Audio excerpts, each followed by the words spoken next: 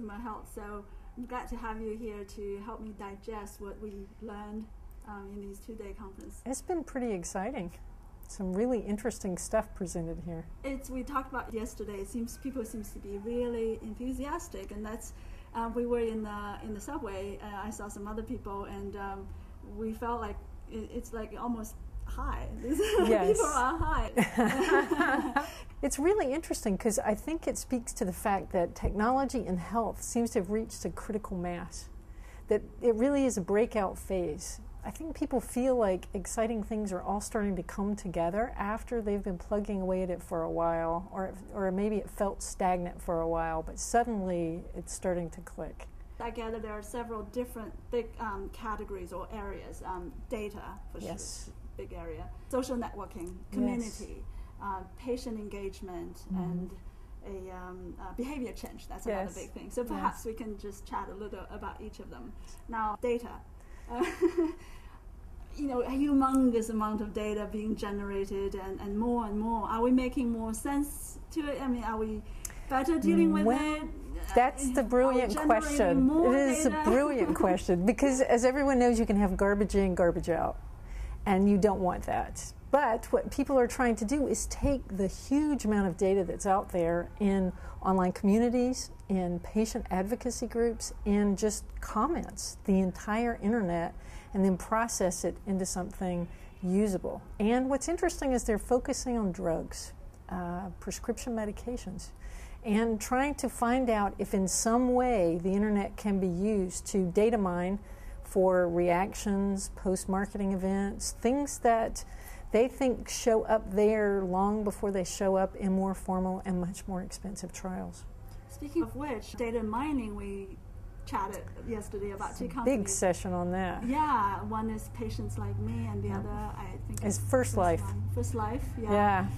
Talk about the implications, perhaps. Well, it's one of those things where there's this tremendous potential, but then this tremendous flaw also. Sure. And the question becomes, can they overcome the flaws, or can they manage to use it in such a way that it's responsible? And what's nice is the two speakers seem to both realize the vulnerability of what they're trying to do. So I don't think they're being unrealistic about the flaws in their data. First Life is trying to look at the entire internet. Everything that is easily publicly available, and as they pointed out, it grows by 40% per year. And we're talking billions of interactions. And they're trying to look at the content. And so some of the examples they gave were pretty provocative, where they looked at whether you could retrospectively find adverse events that took years to discover in post-marketing analysis make its way to the warning box on a leaflet, and even later make its way to a warning from the FDA. And they were obviously able to, because these comments came up in online forums. The question is, though, could you do that prospectively?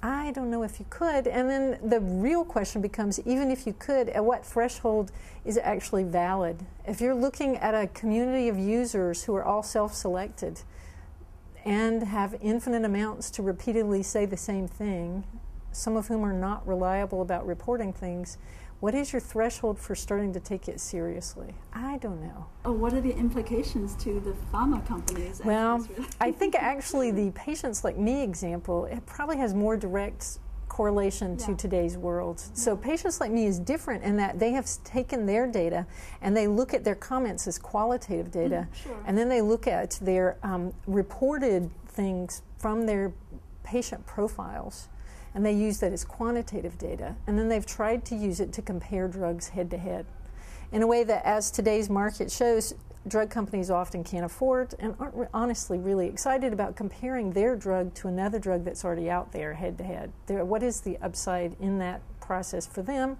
There's very little. What they tried to do, Patients Like Me, was take this qualitative and quantitative data and compare drugs. Again, the problem is there's no randomization here. You don't know if the people you're talking about are actually equivalent. And they were able to make some statements about drugs. Lyrica and Cymbalta, both of them very well represented in their patient groups, they were trying to decide if one caused weight gain more than the other. Now they're starting with better data, and they're starting with compared to First Life, which is the entire internet. Right, yeah. And there is value in looking at qualitative data. among patients. It's a challenge, but you can do it and you can get valid information out of it. But whether you could actually take that and say, this is valid scientific alert, we need to act on it, is a little bit of a challenge. They had one great example where they looked at a trial of lithium, and their users actually took it on themselves to do an off-label trial. It was a self-selected, it's more like a phase 1 trial than a real trial, but they just took it. And they, in less than 12 months, they managed to accomplish what then took the company $12 million to do, which is these people were desperate. They took the drug, they reported their symptoms, they said what they found, and they were able to find physicians who are willing to prescribe it off-label. So that, I think, is some of the potential. The downside is, like I said, it could be garbage in, garbage out. What's the intent, actually, of the companies? Well, I think there are a couple. One of them is that, in its most altruistic sense, they're hoping to shorten the timeline to get effective remedies to people who are suffering. That's a great goal. We all agree with that. Right. Doing it safely, though, that I don't know that that's a big priority. In its most cynical way, what they're trying to do is replace and make money off of a process that could be cheaper, faster, easier, but maybe not as good. I think what will be a challenge for them is figuring out where this fits in the whole pie. Is this a unique kind of information that nobody else can capture, even with all the flaws, the self-selection, the reports, is it still showing something nothing else can show? I think the jury's still out on that. Sure. Something that the FDA probably they'll needs be to interested deal with at some point down the road. They really will. Going to and I have to say, we all have to now be a little creeped out that everything we write on the internet is being looked at by First Life. So be careful what you say. That's right. So, with everything. Everything, yeah. yes.